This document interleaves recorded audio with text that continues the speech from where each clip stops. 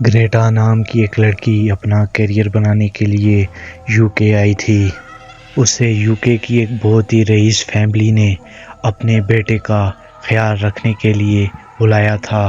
Greta جب ہل shire family کے ہاں گئی تو اسے سارے رولز سمجھا دیے گئے کہ وہ ہر صبح برم کو زور زور سے چلا کر اٹھائے گی، اس کے لیے زور زور سے میوزک بجائے گی اور زور زور سے کہانیاں سنائے گی۔ گریٹا کو لگا کہ شاید برم کو کم سنائی دیتا ہوگا۔ جب اس نے برم کو دیکھا تو وہ شاک ہو گئی، کیونکہ برم صرف اور صرف ایک ڈال تھا۔ پہلے تو گریٹا کو لگا کہ شاید یہ مذاق کر رہے ہوں، لیکن ہل شائر کپل اس بات کو لے کر بہت ہی سیریس تھے۔ اس کے بعد گریٹا مان گئی، کیونکہ ہل شائر فیملی کافی امیر فیملی تھی اور اس کے لیے اسے بہت ہی پیسے ملنے والے تھے۔ برم کی ذمہ داری گریٹا کو دے کر ہل شائر فیملی کئی دنوں کے لیے باہر چلی گئی، لیکن گریٹا کو اب بھی یہ سب باتیں بکواس لگ رہی تھیں۔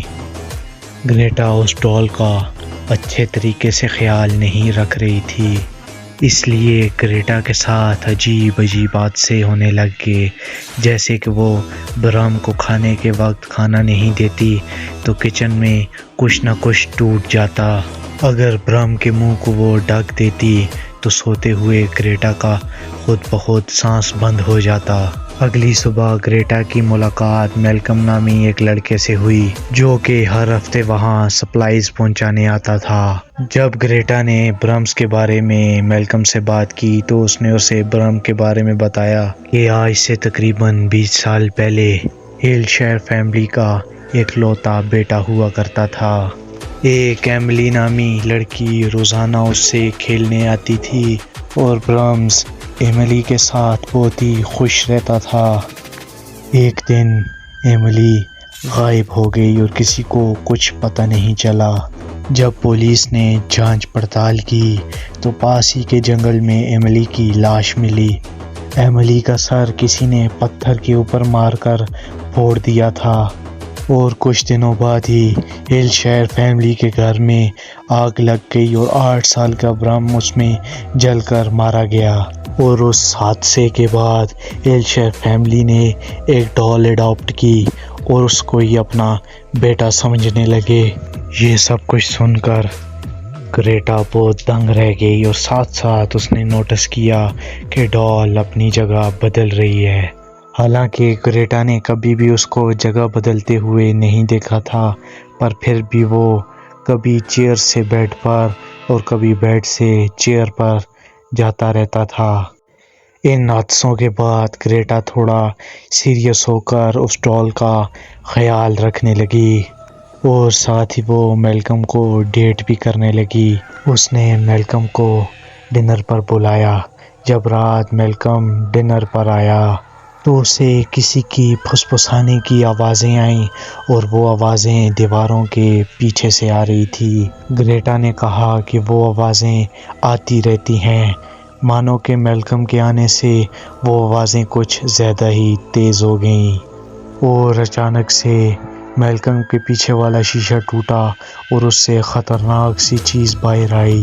وہ دیکھنے میں ایک جوان لڑکا لگ رہا تھا، بٹ وہ پوری طرح سے جلا ہوا تھا۔ اس کی آنکھیں بالکل لال تھیں اور دیکھنے میں وہ ایک شیطان لگ رہا تھا۔ اس نے میلکم پر حملہ کر دیا اور اسی بیچ وہ ڈال چیئر سے زمین پر گر گئی۔ اس آدمی سے بچتے بچاتے میلکم نے ڈال پر پیر رکھ دیا اور ڈال ٹوٹ گئی۔ میلکم اس سے لڑنے لگا اور گریٹا کو گھر سے باہر جانے کو کہا، اور اچانک سے اس شیطان نے کہا کہ اگر گریٹا تم واپس نہ آئی تو میلکم کا بھی میں وہی حال کروں گا جو میں نے ایملی کا کیا تھا۔